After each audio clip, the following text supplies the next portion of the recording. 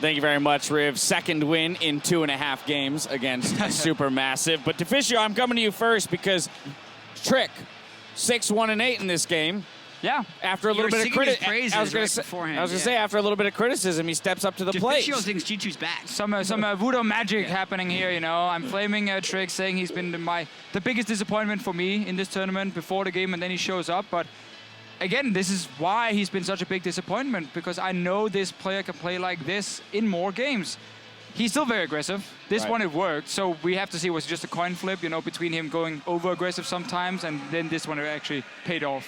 Right, yeah. Did he get the 50-50? Did he get better? Yeah, exactly. Or was it just like he picked up an early kill and therefore he was allowed more? Yeah, the very first game he played in the tournament, he had a fantastic start, and that was also on... It was on Kindred. He started here, and then he just...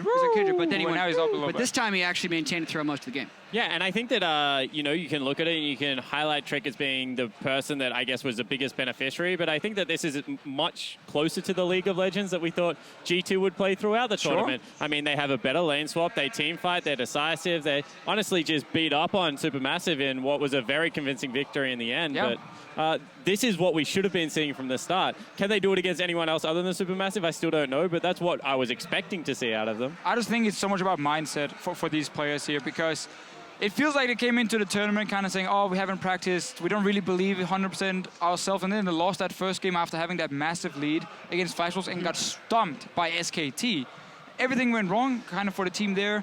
Obviously, we know there have been some problems. The community is very harsh on them, and they deserve that criticism for sure. But if they can go into the games and kind of ignore all of that and just focus on the game and focus on playing as a team, I think they can be much better. Because ultimately, the level of practice that the other teams got coming in wasn't much greater. Right. Like, even RNG played against some basically Chinese challenger teams coming in, and NA, same thing. So it's like these guys weren't getting scrims against premier teams, and everyone showed up to Shanghai on pretty much the same day. So it's all up here. T2's mindset that is probably holding them back. Or a lot of them are going to have to answer the questions about can they show up on an international stage ever? Yeah, that's a really good question. I also think that individually they played a lot better this game. I mean, the Poppy pick into the LeBlanc, you know, there was the first gank into that mid lane where Kikis was able to really ruin Naru's day after he'd gone super aggressive onto Perkz. Looked like they had each other's backs a little bit more, but they were also playing a little bit better individually, with the exception of Emperor down in the bottom lane, because that guy still looks a little bit lost on Summoner's Rift. Yeah, he's not having a great tournament for sure.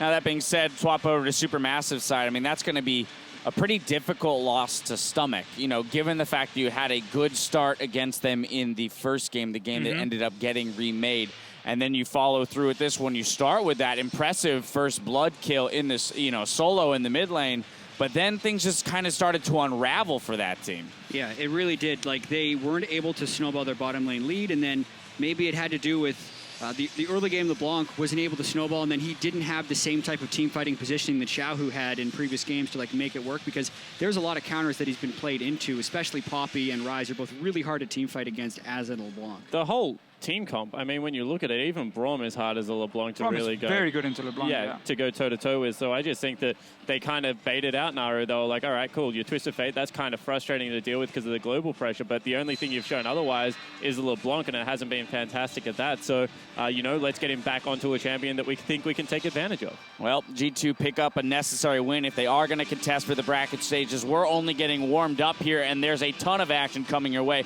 Up next, Royal Never Give Up will square off against the Flash Wolves. Don't go anywhere. We'll be right back. First